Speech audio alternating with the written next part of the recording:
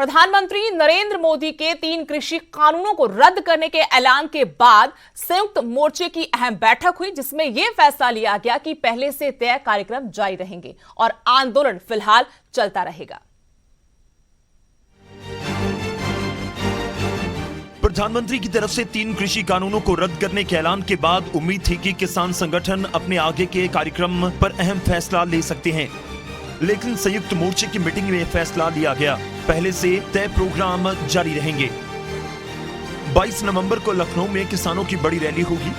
26 नवंबर को आंदोलन के 1 साल पूरे होने पर देश में प्रोग्राम होंगे और 29 नवंबर को पार्लियामेंट तक ट्रैक्टर मार्च होगा। इसके अलावा किसान संगठनों ने आंदोलन के दौरान मारे गए किसानों के लिए मुआवजे और दर्ज केस रद्द किए जाने की मांग की है।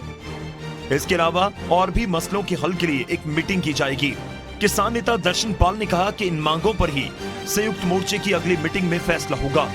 देखिए, डिसीजन नए नहीं हैं। जो हमारे पहले प्रोग्राम है, हमने उसको रीअसर्ट किया कि वो प्रोग्राम जोर शोर से इम्प्लीमेंट करेंगे। फॉर एग्जांपल 22 तारीख को लखनऊ की रैली को कामयाब करना है, या हमारे ऊपर जो केसेस हैं पूरे देश में लोगों किसानों के ऊपर, उन केसेस को वापस लेने की बात है। एंड फाइनली जो हमारे साथी हमसे बिछड़े हैं उनको कंपनसेशन की बात है। 22 में लखनऊ मीटिंग होगी, 26 में मोर्चों पे भीड़ जुटेगी और 29 तारीख को दिल्ली के लिए मार्च किया जाएगा। देखते हैं सरकार पार्लियामेंट में क्या करती है, क्या नहीं करती है। संयुक्त मोर्चे के ऐलान से साफ है कि जब तक पार्लियामेंट में केंद्र सरकार इन कानूनों को रद्द नहीं करती और दूसरे मुद्दों पर भी फैसला नहीं करती, उस समय तक आंदोलन जारी रहेगा। लेकिन प्रधानमंत्री नरेंद्र मोदी पहले ही कह चुके हैं कि किसानों के साथ जुड़े दूसरे मुद्दों को हल करने के लिए एक कमेटी का गठन किया जाएगा, जिसमें किसान, कृषि विशेषज्ञ और अर्थशास्त्री भी शामिल होंगे। Bureau report, news 18। और उधर राज्यसभा सांसद रामचंद्र जांगड़ा ने एक बार फिर से विवादित बयान दिया है। कहा, किसानों को किसी ने लाठी या गोली नहीं मारी।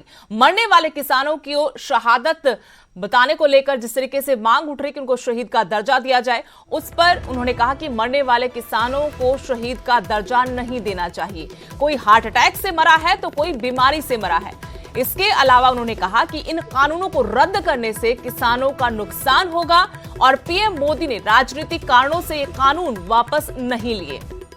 किसान अब मंडियों का गुलाम रहेगा, व्यापारियों का गुलाम रहेगा। इससे पहले भी बीजेपी सांसद रामचंद्र जांगड़ा इसी तरीके से किसान आंदोलन, किसानों को लेकर विवादित बयान की वजह से सुर्खियों में रहे थे। उनका जमकर विरोध किया गया था और नारनौंद में जब उनका विरोध हुआ, ये उनके पुराने विवादित बयानों को लेकर किया गया था। एक बार फिर से जब प्रधानमंत्री ऐलान कर चुके हैं कि तीनों कृषि कानून वापस होंगे, रामचंद्र जांगड़ा ने विवादित बयान दिया है।